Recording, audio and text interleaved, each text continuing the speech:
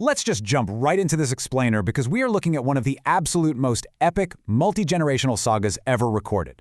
We're talking about the incredible story of how heaven's holiest river was literally dragged down to earth. It's this wild mix of catastrophic mistakes, cosmic bureaucracy, and a quest for generational redemption that spans, well, thousands of years. Now, the whole premise here is just fascinating. Think about this. In ancient times, the sacred, purifying waters of the Ganga, they weren't even on earth. They flowed exclusively up in heaven. It was a river so intensely pure that it was only worshipped by the gods and sages up there. Humans had absolutely zero access to it, but its waters were said to instantly purify anything they touched. So you gotta wonder, how exactly did this divine river end up flowing right through our world? Well, spoiler alert, it started with a really massive tragedy. The whole thing kicks off with King Sagara and some serious royal ambition. Sagara was a hugely powerful ruler, and to really cement his status, he initiates this massive ritual called the Ashwamedha Yagna. Basically, he lets a sacred horse wander freely across different kingdoms, and wherever that horse goes unchallenged, Sagara claims the territory. Pretty bold, right? But, as you might guess, this massive flex of power rubs someone the wrong way. Specifically, Indra, the king of the gods. Indra sees Sagara getting a little too big for his britches and views it as a direct threat. So, to shut this down, Indra decides to take matters into his own hands. He sneaks down and straight up steals the wandering horse, completely paralyzing the ritual in its tracks. But he doesn't just stash the horse in some random cave. No, he deliberately hides it right next to the hermitage of Sage Kapila. And this is the crucial detail right here. Indra knows exactly what he's doing. He's essentially lighting a fuse and just stepping back to watch the explosion. And what an explosion it is. Sagara doesn't just send a handful of scouts to go find his missing horse. He sends his sons, all 60,000 of them. Seriously, let that number sink in for a second. 60,000 princes fanning out, tearing up the landscape to find their dad's prized horse. And they have absolutely no idea they are walking blindly right into a divine trap. So, the princes eventually track the horse down to the hermitage, and they make what has to be one of the worst decisions in mythological history. Instead of taking a beat and assessing the situation, this giant mob of entitled princes just rushes Sage Kapila. Now, Kapila is deep in meditation, totally withdrawn from the physical world. But these princes rudely accuse him of being a horse thief. They are so arrogant, and they have no clue about the absolutely terrifying divine energy they're poking at. Disturbed by all this screaming and blatant disrespect, Sage Kapila just opens his eyes. That's all it takes. The result is immediate and catastrophic. A massive blast of divine energy literally erupts from him and instantly incinerates all 60,000 princes. Just boom. Ashes. In the blink of an eye, King Sagara's massive lineage is completely vaporized by a single angry glance. But the tragedy actually goes way deeper than just losing an army of sons. Because they were turned to ash so suddenly, their funeral rites were completely ignored. They remained incomplete. And based on the beliefs of the time, without those proper rites, those 60,000 souls are denied any kind of peace. They are just trapped. This creates a massive, devastating ancestral debt that essentially curses King Sagara's entire bloodline. So generations go by. Decades turn into centuries.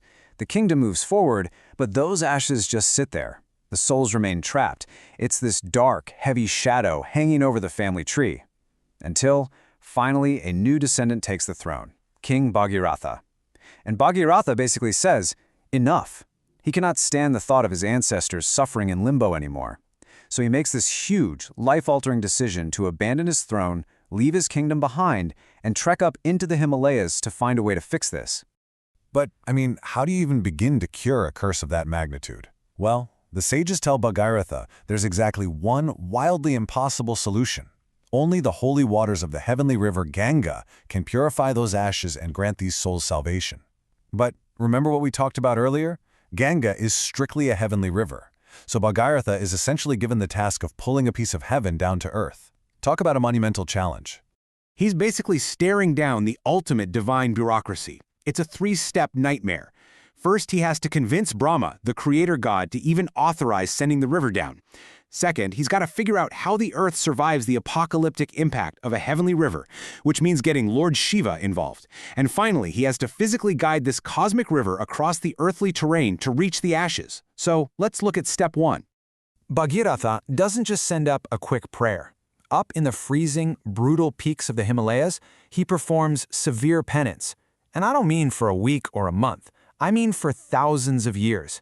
Just try to wrap your head around that level of intense, unshakable devotion. He puts everything on the line, enduring unimaginable physical hardship, entirely to get Brahma's attention and save his trapped ancestors. Amazingly, it actually works. Brahma is deeply moved by this devotion and appears before him, granting the wish. But there's a huge catch. Brahma gives him this chilling warning. He says, sure, Ganga will come down, but her flow is so overwhelmingly powerful that the sheer force of her hitting the earth will just shatter the world. So the stakes are instantly dialed up to 11. Bhagiratha solves one impossible problem only to face a literal doomsday scenario. He absolutely needs Shiva to step in. So back to the intense prayers. After many more years, Shiva finally agrees to help. And just picture this mind-bending cosmic collision. On one side, you have Ganga, plummeting down from the heavens, full of this terrifying, destructive pride, fully believing nothing can stop her raw power. And on the other side, Lord Shiva, just calmly standing there, waiting to catch a raging, apocalyptic river directly in his thick, matted hair. It is such an incredible visual. The second Ganga crashes into Shiva's locks. It's over for her pride. She realizes she's completely trapped. She thrashes and struggles inside this labyrinth of matted hair, but she can't break free. And honestly, it's exactly what she needed. Being confined like that humbles her completely. She transforms from this violently destructive force into a repentant spirit. Realizing how incredibly arrogant she was, she actually begs Shiva for forgiveness. Shiva sees this change in her. He sees she's genuinely humbled, so he forgives her. But he doesn't just let her drop all at once. That would still ruin everything. Instead, he releases just a tiny, gentle stream from his hair. It's such a brilliant, elegant solution. It allows Ganga to flow down peacefully and safely onto the earth, saving the world from total destruction while still letting her sacred waters do their job. Okay, so now we enter the final phase of this epic road trip. Bhagiratha takes the lead, triumphantly guiding the holy waters across the Earth's geography. He cuts a path through towering mountain ranges, dense forests, and massive sprawling plains.